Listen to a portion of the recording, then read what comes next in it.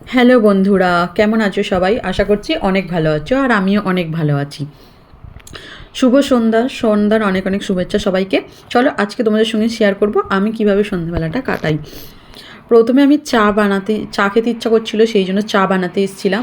চা বানাতে গিয়ে দেখছি হঠাৎ করে দেখছি গ্যাসটা শেষ হয়ে গেছে, সেই জন্য ইলেকট্রিক ওভেনেই চাটা বানাতে হচ্ছে। সবথেকে মজার বিষয় হচ্ছে এটা, গ্যাস গ্যাস শেষ হয়ে গেলে না কোনো অসুবিধা হয় না যদি এরকম একটা ইলেকট্রিক ওভেন থাকে। তো ছোটোখাটো দু একজনের যদি রান্নারও কোনো রান্না থাকে সেটাও এটাতে হয়ে যায়। চাটা তৈরিও হয়েও এসেছে। আজকে আমাকে একাকেই চা খেতে হবে, কারণ বাবু গেছে পড়তে। সেই জন্য আজকে আমি একাই চাটা খাবো। চাটা তৈরিও হয়ে হয়ে এসছে।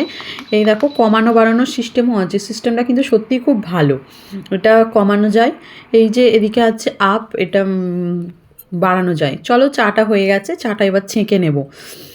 দেখো, চাটা কিন্তু ঠিক গ্যাসের মতনই হয়েছে, যেভাবে গ্যাসে তৈরি হয় এতেও কিন্তু সেভাবেই চাটা তৈরি হয়েছে। চাটা ছাঁকা হয়ে গেছে। চায়ের সাথে যে দেখতে পাচ্ছ ওটা কি বলো তো, ওটা হচ্ছে চাল ভাজা। সত্যি কথা বলতে চায়ের সঙ্গে চাল ভাজা খেতে খুব ভালো লাগে। দেখো, কে কে চা খাবে চলে আসো সবাই। আমি সত্যি শীতকালের চাটা না খুব ভালো লাগে। বাই বন্ধুরা।